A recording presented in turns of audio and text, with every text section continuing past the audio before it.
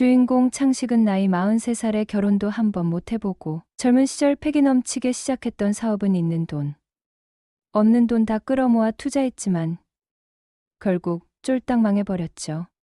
이제 그에게 남은 건 텅 빈 통장과 막막한 현실.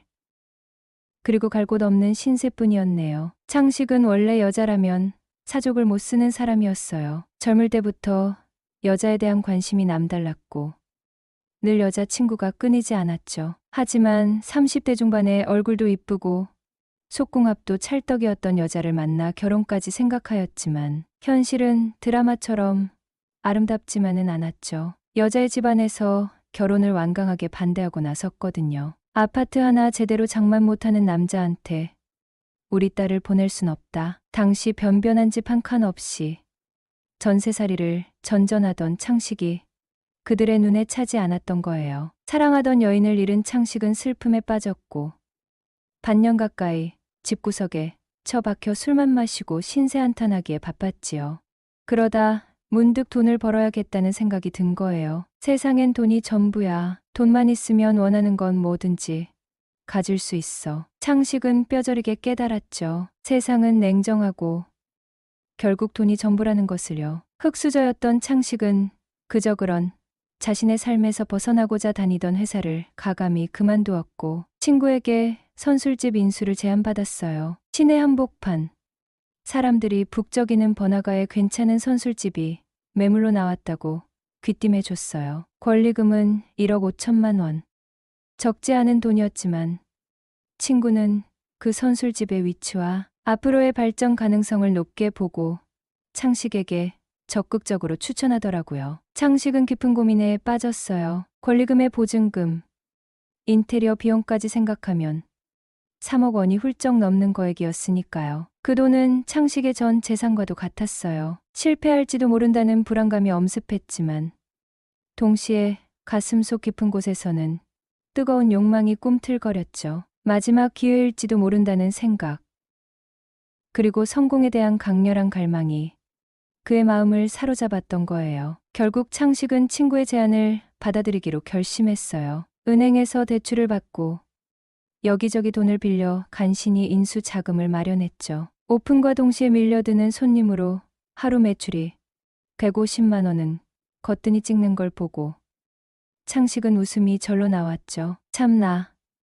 돈 버는 게 이리도 쉬웠던 말인가. 진작 장사를 시작했더라면, 그랬더라면 사랑하는 여자와 헤어지는 일도 없었을 텐데. 후회가 밀려왔지만 이미 엎질러진 물이었어요. 이제 중요한 건 후회가 아니라 앞으로 어떻게 하느냐였죠. 장사가 점점 더 잘 되자 주변 사람들이 여자를 소개시켜주겠다는 말을 하기 시작했어요. 가게 손님 중에도 창식에게 은근히 관심을 보이는 여자들이 꽤 있었죠. 돈을 벌기 시작하니 세상이 완전히 달라 보이는 것 같았어요. 사람들의 태도가 180도 바뀌었고 여자들이 먼저 그에게 호감을 표현했죠. 창식은 다시 한번 돈의 위력을 실감했네요. 창식은 학창 시절부터 여자라면 물불 안 가리는 걸로 유명했어요. 오는 여자 막는 법 없고 가는 여자 붙잡는 일 없이 자유분방한 연애를 즐겼거든요. 심지어 친구와 헤어진 여자친구와 스스럼 없이 사귀는 경우도 많았고 못생겼다고 아무도 거들떠 보지 않던 여자들도 창식이가 좋다고 하면 웬만하면 거절을 하지 않아서 멍멍이 같은 놈이라는 소리를 듣기도 여러 차례였지요. 그런 창식에게 결혼은 애초부터 어울리지 않는 옷이었을지도 모르겠네요. 결혼은 무슨 얼어 죽을 결혼. 그냥 지금처럼 맘에 드는 여자 실컷 만나고 즐겁게 살자. 창식은 결혼 생각은 아예 머릿속에서 지워버렸어요. 대신 자신에게 다가오는 여자들을 만나 정신없이 데이트를 즐기기 시작했죠. 창식의 얼굴은 그럭저럭 생긴 편이었는데 다른 매력이 있었죠. 능글맞으면서도 유머러스한 입담, 부드러운 매너, 그리고 왠지 모르게 편안함을 주는 분위기가 여자들에게 어필했던 것 같아요. 그리고 한 번도 안 거쳐간 여자는 있어도 한 번만 거쳐간 여자는 없을 정도로 여자 다루는 솜씨도 수준급이었거든요. 장사가 잘 될수록 창식은 점점 가게 일은 뒷전이 되어 매니저에게 맡기고 여자 만나는데 집중하고 해외여행 다니고 친구들 만나 흥청망청 돈 쓸어 다니느라 바빴죠. 그렇게 5년을 망나니처럼 지내게 된 거예요. 바로 그때 누구도 예상치 못했던 엄청난 불행이 닥쳐왔어요. 전 세계를 휩쓴 코로나19 팬데믹이었죠. 늘 손님들로 북적이던 가게는 거짓말처럼 텅 빈 공간으로 변해버렸어요. 사회적 거리두기, 영업시간 제한, 그리고 사람들의 외출, 자제 분위기가 겹치면서 가게 매출은 순식간에 바닥을 쳤죠. 창식은 처음에는 별일 아니라고 생각했어요. 괜찮아. 금방 다시 좋아지겠지. 예전처럼 손님들이 몰려올 거야. 그는 불안한 마음을 애써 감추며 긍정적인 생각만 하려고 노력했어요. 하지만 상황은 점점 더 악화되기만 했죠. 하루하루 버티는 게 고통스러운 시간의 연속이었어요. 6개월이 지나도록 상황은 나아질 기미를 보이지 않았어요. 통장 잔고는 이미 바닥난 지 오래고 매달 꼬박꼬박 나가야 하는 직원 월급과 임대료는 눈덩이처럼 불어났죠. 더 이상 버틸 힘이 없었던 창식은 결국 해서는 안 될 선택을 하고 말았어요. 바로 사채를 끌어다 쓴 것이었죠. 걷잡을 수 없이 불어나는 빚, 뜻없이 이어지는 적자, 그리고 눈앞을 가리는 듯한 절망감. 창식은 절벽 끝에 매달린 것처럼 벼랑 끝에 서 있었어요. 장사는 도무지 나아질 기미가 보이지 않고 차체 이자는 하루가 다르게 불어났죠. 직원들 월급은커녕 당장 갚아야 할 사채, 이자조차 감당하기 힘든 상황까지 내몰렸어요. 결국 창식은 마지막 보루마저 포기할 수밖에 없었어요. 살던 집을 팔아서 빚을 갚기로 결정한 것이었죠. 텅 빈 집에서 쫓겨나듯 나오던 날, 창식은 모든 것을 잃었다는 절망감에 주저앉아 엉엉 울었어요. 사업 실패, 사랑하는 여인과의 이별, 그리고 지난 5년간의 허황된 방탕한 생활, 그 모든 잘못된 선택에 대한 대가는 너무나 혹독했죠. 빈털터리가 된 창식은 다시 초라한 45살의 박창식으로 돌아와 있었어요. 아니, 어쩌면 그때보다 더 깊은 나락으로 떨어진 것인지도 모르겠네요. 가진 것은 빚뿐, 희망은 찾아볼 수 없는 절망적인 현실만이 그를 짓누르고 있었어요. 가진 돈이 많지 않아 최대한 싼 방을 찾던 중 교차로 신문에서 한 광고를 보게 되었습니다. 보증금 없이 월 20만 원, 월세도 싸고 보증금도 없어 바로 이 집이다 싶어 바로 전화를 걸었죠. 곧바로 알려주신 주소로 찾아갔어요. 허름한 1층 단독주택이었고 방 한 칸에 거실 겸 주방, 욕실이 딸린 집이었네요. 집주인은 60대 아줌마로 키가 작고 좀 통통하였는데 첫인상은 수수했지만 어딘가 정겨운 느낌이었어요. 총각이요? 에구, 인상이 참 좋네. 아주머니는 반갑게 맞아주시며 칭찬도 해주셨어요. 집을 대충 둘러보고 방도 확인한 후 바로 월세 20만 원을 드리고 계약을 하려 했죠. 하지만 아주머니는 돈 때문에 사람을 구하는 것이 아니라며 돈은 천천히 줘도 된다고 우선 앉아서 차라도 한잔하자고 하였어요. 뜻밖의 호의에 기분이 좋아졌죠. 앞으로 잘 지내야겠다는 생각과 함께 새로운 보금자리를 찾았다는 안도감이 밀려왔어요. 아주머니는 저녁 시간이 다 되었으니 식사라도 하고 가라 하셨지만 빨리 짐을 챙겨와야 한다는 생각에 마음이 급했어요. 다음 날 바로 짐을 챙겨 이사를 하였는데 그 사이 아주머니는 방 청소를 깨끗하게 해놓으셨고 짐 나르는 것도 도와주었어요. 저녁 7시쯤 짐 정리를 마치고 나니 긴장이 풀리면서 배가 고파오더군요. 아주머니, 저 나가서 저녁 좀 먹고 올게요. 뭐하러 나가서 먹어? 돈 아깝게. 여기 밥 있는데 차는 별로 없어도 나랑 같이 먹어. 그녀는 저 때문에 저녁도 안 드셨나 봅니다. 총각 뭐 좋아해? 계란 프라이 해줄까? 예. 그럼 제가 할게요. 됐어. 그냥 방에 가서 쉬어. 다 되면 부를 테니. 30분쯤 지났을까?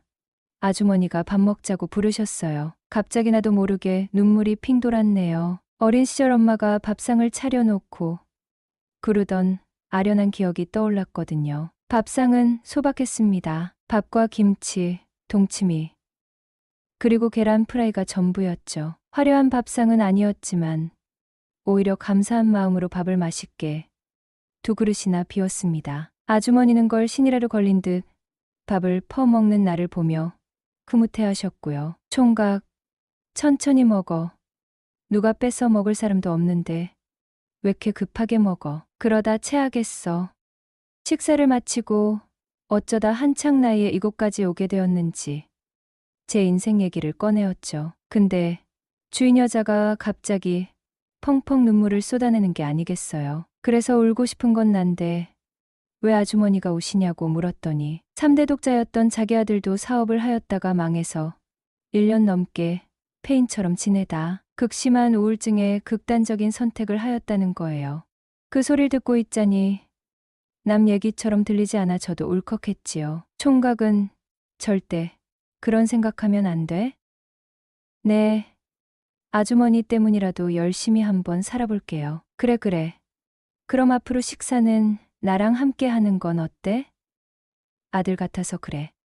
그래 주시면 저야 완전 고맙죠. 그럼 우리 앞으로 잘 지내봐요. 그렇게 아주머니와 함께하는 첫날 밤이 지나갔습니다. 아주머니는 말동무이자 친구처럼 편안하게 대해주셨고 나는 일자리를 알아보며 낮에는 밖으로 돌아다니고 저녁에는 집으로 돌아오는 생활을 했죠. 저녁 때가 되어 집에 들어오면 아주머니는 항상 따뜻한 밥상을 차려놓고 기다리셨어요. 20살이 넘어 가족 같은 분위기 속에서 살아보는 것은 처음이었죠. 그러던 어느 날 전혀 예상치 못한 일이 벌어졌어요. 맹세코 아주머니를 여자로 생각해 본 적도 없고 흑심도 품은 적은 없었어요. 내가 아무리 여자를 밝히고 크게 가리지 않는다고는 하지만 그래도 엄마뻘 아줌마 아니겠어요. 더군다나 할머니 소리를 듣는 60대 집주인.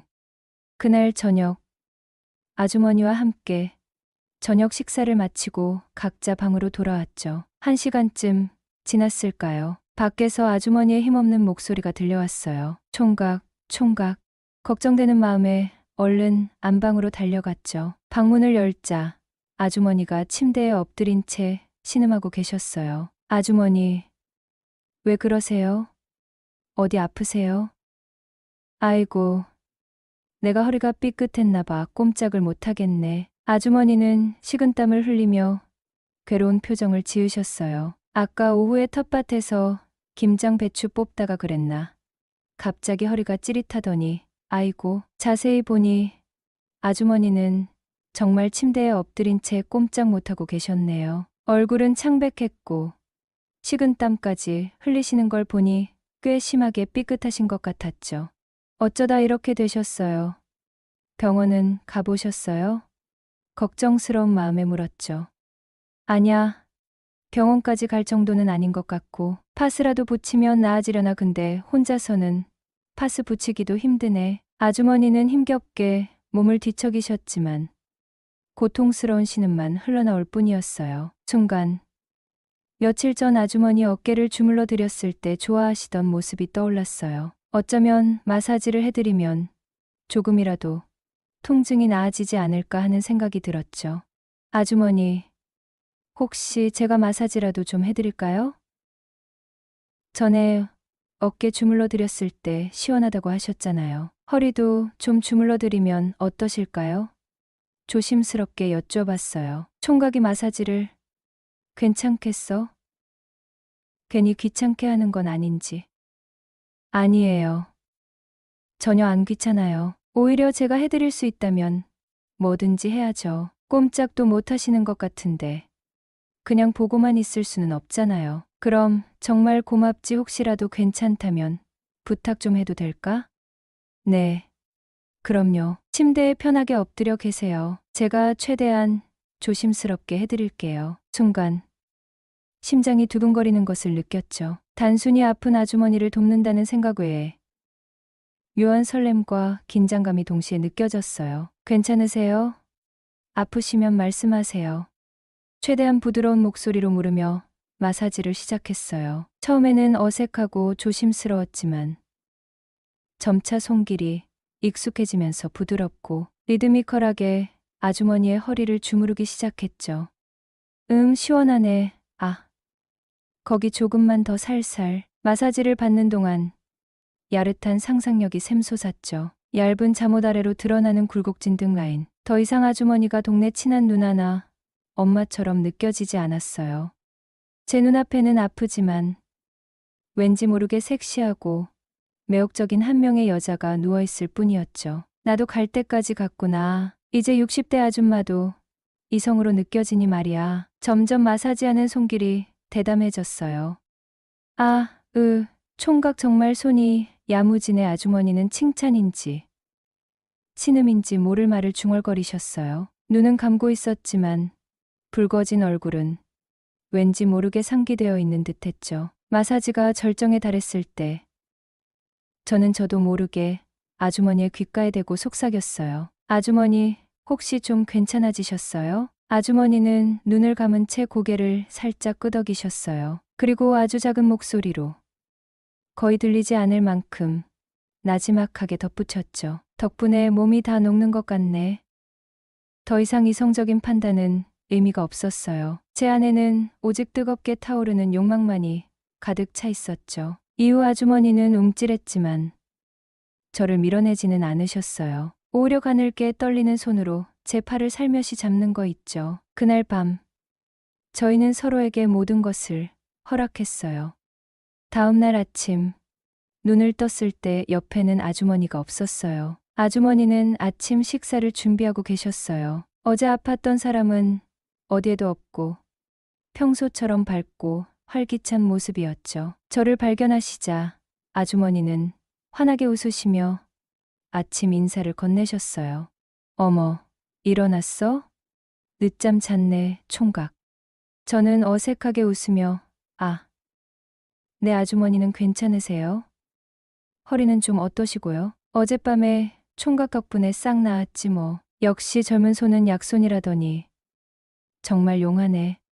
저희는 어젯밤 일에 대해서는 그 어떤 말도 꺼내지 않았어요. 하지만 식탁 위에는 어젯밤에 뜨거웠던 열기만큼이나 묘하고 야릇한 기류가 흐르고 있었죠. 어색함과 설렘, 그리고 앞으로의 관계에 대한 기대와 불안이 뒤섞인 복잡한 감정이었어요. 아침 식사를 하면서 아주머니는 평소와 다름없이 살갑게 대해주셨지만 왠지 모르게 눈빛은 조금 달라진 것 같았어요. 식사를 마치고 각자 방으로 돌아왔지만 이전과는 완전히 다른 분위기였어요. 하지만 그런 어색함도 잠시였어요. 저녁 식탁에서 어색한 미소와 쑥스러움 속에 맴돌던 불안감은 서로의 눈빛이 마주치는 순간 거짓말처럼 사라져버렸죠. 마치 자석에 이끌리듯 몸이 먼저 반응하는 것을 느꼈어요. 굳이 어색함을 애써 감출 필요도, 서먹함을 억지로 녹이려 할 필요도 없었어요. 그저 눈빛 하나로 모든 것이 통하는 듯한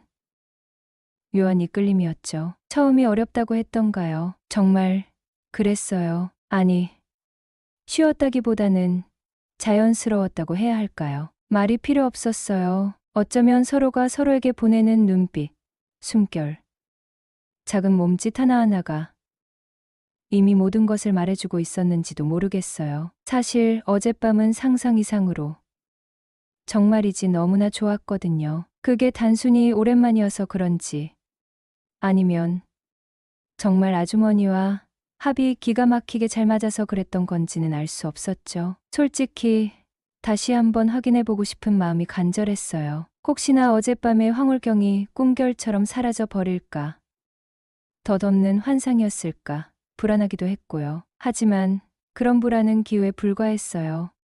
우리는 너무나 쉽게 그리고 너무나 자연스럽게 서로가 잘 맞는다는 것을 다시 한번 확인했죠. 어쩌면 당연한 결과였는지도 몰라요. 그렇게 우리는 아주머니 집에서 함께 지내는 동안만이라도 서로의 방을 자유롭게 드나들며 마치 부부처럼, 연인처럼 지내게 된 거예요. 돌이켜보면 우리는 어쩌면 서로에게 가장 필요했던 존재였는지도 몰라요. 따뜻한 보금자리가 간절했던 나에게 아주머니의 집은 더없이 포근하고 아늑한 안식처가 되어주었죠.